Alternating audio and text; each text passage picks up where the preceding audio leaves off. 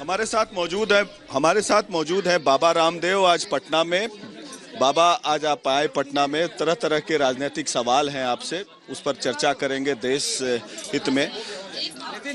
Congress party जो है strike की वीडियो मांग रही है, बोल रहे हैं कि वीडियो लाइए। क्या ये जायज है? क्या वीडियो मांगना जायज है बाबा?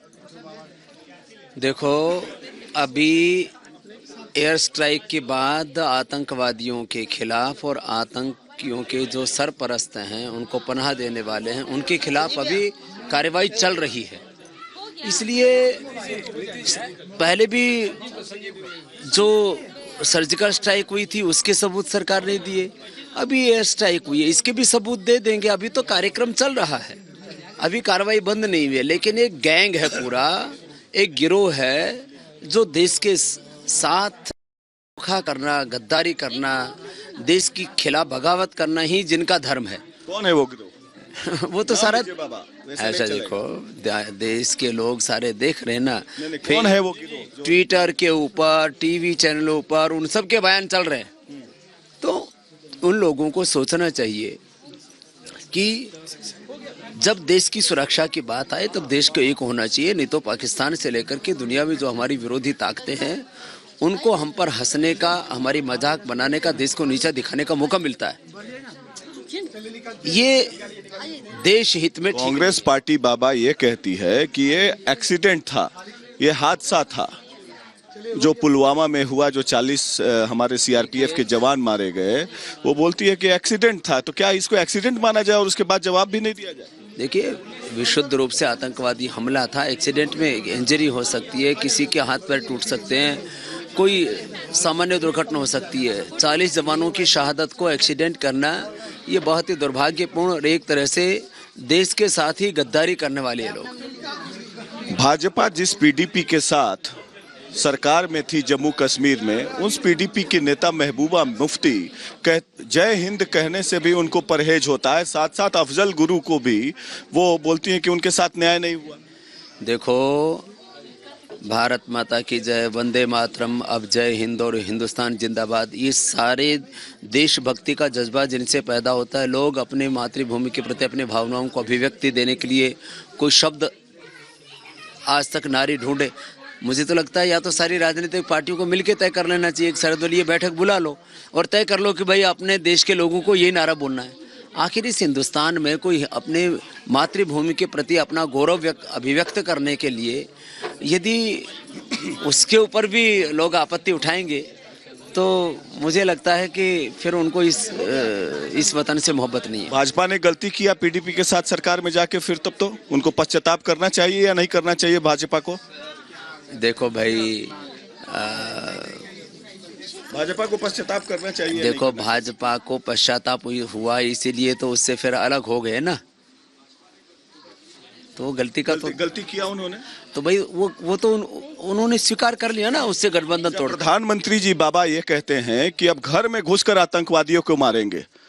क्या आपको लगता है कि वो सही में मारेंगे घर में घुसकर, या ये इलेक्शन के लिए एक पोल स्टंट है, स्ट्रैटेजी है, ताकि ह्यूमन इमोशंस को, वोटर के इमोशंस को इवोक करके वोट ले लो आप?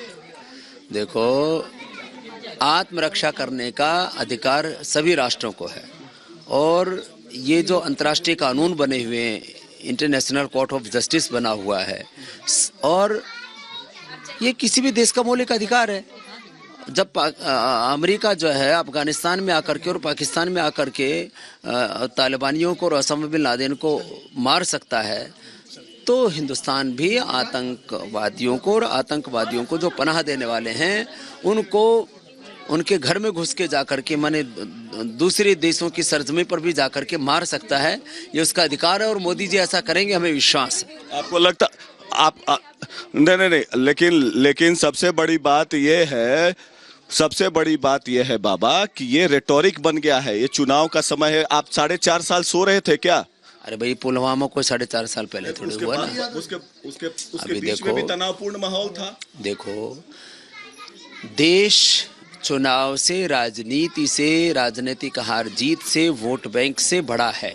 इसलिए देश की बात आए तो देश की सुरक्षा को हमें सबसे बड़ी अहमियत देनी चाहिए। माना कि दूसरे भी मुद्दे हैं, महंगाई, गरीबी, बेरोजगारी और देश का डेवलपमेंट, ये देश के इश्यूज हैं, लेकिन इसके साथ साथ देश की सुरक्षा देश का सबसे बड़ा मुद्दा। नहीं लगता कि जितनी भी पार्टियां हैं, चाहे चाहे चाहे चाहे आप कांग्रेस पार्टी हो या बीजेपी हो, ये नेशनल सेंटिमेंट्स को इवोक करके वोट लेने की राजनीति जो चलती है, क्या जायज है? देखिए, मैंने कहा ना, चुनाव में हार जीत, राजनीति, ये देश का सबसे बड़ा मुद्दा नहीं है, लेकिन देश सबसे बड़ा मुद्दा है और देश हित सबसे पहले आना चाहिए। और अब चुनाव आ गया और जो है बाई दफा ये पुलवामा उससे पहले हो गया, तो इसको मैं पुलवामा की घटना को या आतंकवाद के खिलाफ जो अभी कार्रवाई चल रही है और हमारी सेना और सरकार मिल करके, क्योंकि न तो देश के अंदर आर्मी रूल है और न देश में तानाशाही। एक और सवाल ये है, सरकार और सेना मिलकर के कार्रवाई करेंगे ना इस समय। बाबा, एक और सवाल ये है कि यहाँ पर जो कांग्रेस के नेता या कोई भी पॉलिटिकल पार्टी का नेता देश के खिलाफ या जो एयर स्ट्राइक के बारे में सवाल करता है, क्वेश्चन करता है कि एयर स्ट्राइक हुआ या नहीं हुआ, पाकिस्तान में हेडलाइन बनता है, वहां की मीडिया उछाल रही है कि फलाने कांग्रेस के नेता ने ऐसा सवाल उठाया। इसलिए तो क्या देश हित में है, नेशनल इंटीग्रिटी के लिए? देखो, इसलिए तो पाकिस्तान को वो भारत के खिलाफ भौंकने का मौका देते हैं ना। तो एक तरह से ये देश के खिलाफ गद्दारी है, देशद्रोह है, देश के खिलाफ बगावत है एक तरह से। इसलिए मैं कह रहा हूँ, पहले तो आतंकवाद और आतंकवादियों के सरपरस्तों से निपट लो और बाद में इनसे भी निपटना पड़ेगा। ऐसे लोगों के खिलाफ भी देशद्रोह के मुकदमे करके और इनके खिलाफ कार्रवाई। देशद्रोह का मुकदमा करना चाहिए किन किन नेताओं पे बाबा, किन किन नेताओं पर? देखो, अभी मैंने बोला कि पहले तो आतंकवाद और आतंकवादियों के जो पनाह देने वाले हैं उनसे निपटना होगा भी, तो तत्काल तो ये जरूरी है, और उसके बाद इनको भी निपटना चाहिए। क्योंकि मैंने कहा ना तो देश में आर्मी रूल है, ना तानाशाही है, ना कोई जो है यहाँ पर इमरजेंसी लगी हुई है। कोई भी कार्रवाई होती है तो सेना और सरकार मिलकर के करते हैं, ये हमारी लोकतांत्रिक प्रणाली है। और इसमें कोई फैसला लेते हैं, कोई क्रेडिट जाता है तो दोनों को जाता है। ऐसे समय जब देश की सुरक्षा के ऊपर एक बड़ी चुनौती है और ऐसे में देश के खिलाफ ही जो है। बाबा, सवाल यह है कि सेना के ऊपर जो सवाल उठा रहे हैं लोग, उन पर क्या कार्रवाई करें? सीधा जवाब दीजिए आप, घुमा फिरा के मत बोलिए बाबा। कोई नहीं घुमा फिरा के बोल रहे, हमको कौन सा चुनाव लड़ना है, हम घुरा फिरा के बोलेंगे? सीधे बोलिए ना बाबा। तो बोले ना कि भाई अभी तो आतंकवाद और आतंकवादियों को जो पनाह देने वाले उनसे निपट लें, बाद में इनके खिलाफ भी देशद्रोह के मुकदमे करके इनको भी ठोको जेल में।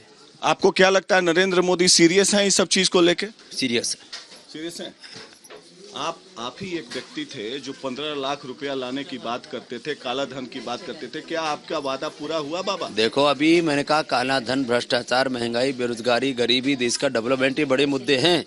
इस समय देश की सुरक्षा मुद्दा है ना, उसके ऊपर चर्चा कर लो ना। मुद्दा ये हो गया सुरक्षा। हाँ, जितने भी ब्लैक मनी और वो सब काले धन, वो कोई मुद्दा दफन नहीं हुआ है, कोई मुद्दा दफन नहीं हुआ। वो सब मुद्दे जिंदा है। मैं देश के साथ हूँ। और ये जो विंग कमांडर अभिनंदन जो वहाँ ट्रैप हुए और पाकिस्तान ने उनको छोड़ा, तो वाकई क्या आपको लगता है ये कि पीस जेस्चर के तहत छोड़ा या भारत की? जिस दिन आप अभिनंदन को सौंपा गया था उस दिन भी पाकिस्तान के बॉर्डर पर 5 भारतीय सैनिकों के शव आए। तो कोई पाकिस्तान शांति दूत नहीं है। ये इमरान खान एक शैतान की तरह बिहेवियर कर रहा है। उसने बहुत कोई एहसान नहीं किया भारत के ऊपर, हिंदुस्तान। आज आप रिपब्लिक भारत के माध्यम से क्या नरेंद्र मोदी जी को संदेश देंगे कि वाकई अगर आप सच्चे 56 इंच का सीना है तो पाकिस्तान को घर में घुस के मार दो आप? अरे भैया, पाकिस्तान को मारने की जरूरत नहीं है। आतंकवादियों को और आतंकवादियों को जो प्रशिक्षण दे रहे हैं, उनको पनाह दे रहे हैं, उनके सरपरस्त हैं, उनको घर में घुस के मारो। हम पाकिस्तान के आवाम के दुश्मन नहीं है। हम आतंकवाद को जड़ से खत्म करना चाहिए, इसके समर्थक हैं। अच्छा, आखिरी सवाल बाबा, मुझे पता है कि आपको एयरपोर्ट जाना है। राम मंदिर पर सुनवाई है। राम मंदिर निर्माण हो पाएगा या नहीं हो पाएगा, आपको क्या लगता है? देखिए, राम इस राष्ट्र की मर्यादा, अस्मिता, सम्मान और स्वाभिमान, वो हमारे पूर्वज और हिंदू और मुसलमानों के समान रूप से पूर्वज है। मैंने कई बार कहा है, आज भी मैं यही कहूँगा कि राम मंदिर भी बनना चाहिए और नेशन बिल्डिंग के साथ साथ कैरेक्टर बिल्डिंग और नेशन बिल्डिंग भी होना चाहिए। ये जब तीनों काम एक साथ होंगे तब हिंदुस्तान आगे बढ़ेगा और हिंदुस्तान बचेगा। Thank you. ओके।